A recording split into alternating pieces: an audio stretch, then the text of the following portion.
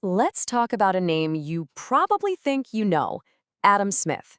But we're going to dig into a part of his work that's been almost totally forgotten, a kind of master plan for society that goes way, way beyond that one famous phrase he's known for. So let me just ask you this. What if the image you have in your head of him, the godfather of free market capitalism, the guy who said greed is good, what if that's only half the story? What if the real Adam Smith was way more complex and honestly, way more relevant to the problems we're facing right now? I mean, come on, we've all heard of the invisible hand. It's this idea, right, that individual ambition somehow, almost magically, leads to the best outcome for everybody. It's a huge concept, and it's so powerful that it's basically erased the real foundation of his entire philosophy. Because here's the thing. Before he ever got to the invisible hand, Smith came up with this sweeping theory of human history itself. It was a theory of progress, but not one based on big ideas or great leaders. No, it was based on something much more basic: how we get our food. And this was the blueprint for everything else he believed. Okay, so he saw all of human history unfolding in four very distinct stages. And for him, this wasn't just some casual observation. It was a whole system for explaining how everything, from our laws to our ideas about liberty, actually came to be. So here they are. First, the age of hunters.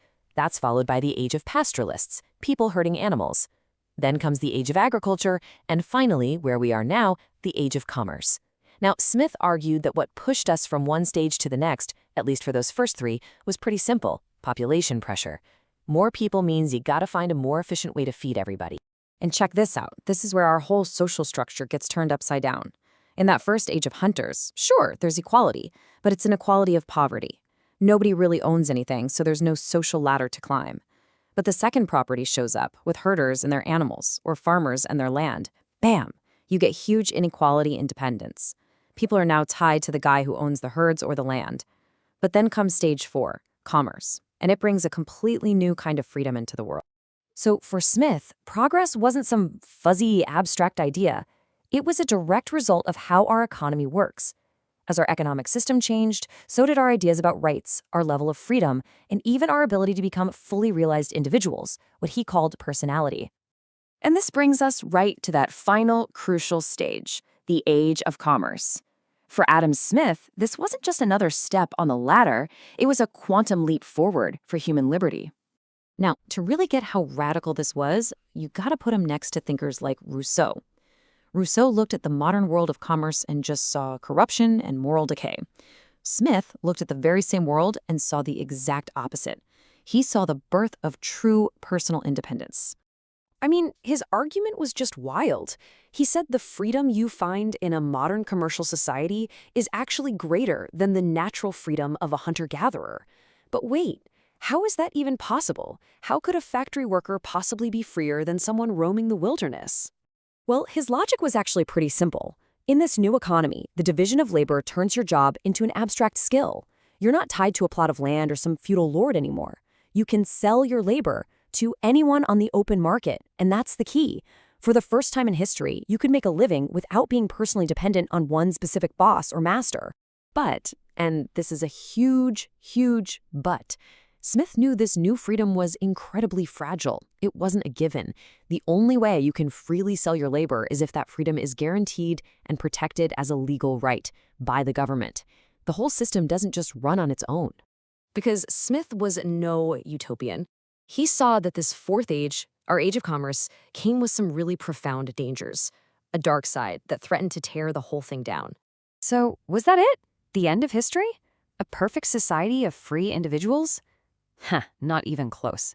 In fact, Smith was one of this system's sharpest critics.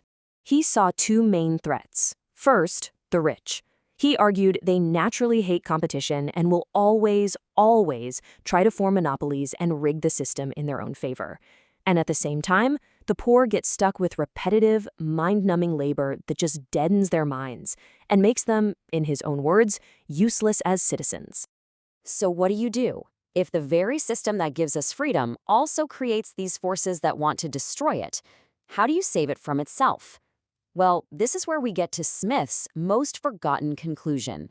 The answer, he argued, wasn't less government. It was more. Well, more specifically, a smart, strategic government. This is the Adam Smith that's been totally written out of the textbooks. He believed the state was the essential counterweight to the market's own destructive tendencies. And he had a very specific to-do list. First, the government had to actively break up monopolies to keep the rich from rigging the game. Second, to fight the alienating, soul-crushing effect of boring jobs, it had to create a strong public education system. Third, it had to protect freedom of belief, which he thought was crucial for a moral community. And of course, it also had to protect the market, provide national defense, and so on. See? This isn't a hands-off approach at all. It's a careful balancing act. Now, that doesn't mean he wanted an all-powerful government. Far from it. He was very clear about limiting its duties. His vision was for a state that was active but focused, one that protects the system and its people without trying to force one version of the good life on everyone. Anything more than that, he warned, leads straight to tyranny. So, the real Adam Smith, he wasn't just a cheerleader for self-interest. He was a thinker who was deeply concerned with morality, freedom, and the dangers of a society pulling itself apart. He believed a commercial society could do incredible things, but only if a wise and active state was there to protect it from its own worst impulses. Which leaves us with a pretty big question for today, doesn't it? 250 years later, have we actually struck the right balance?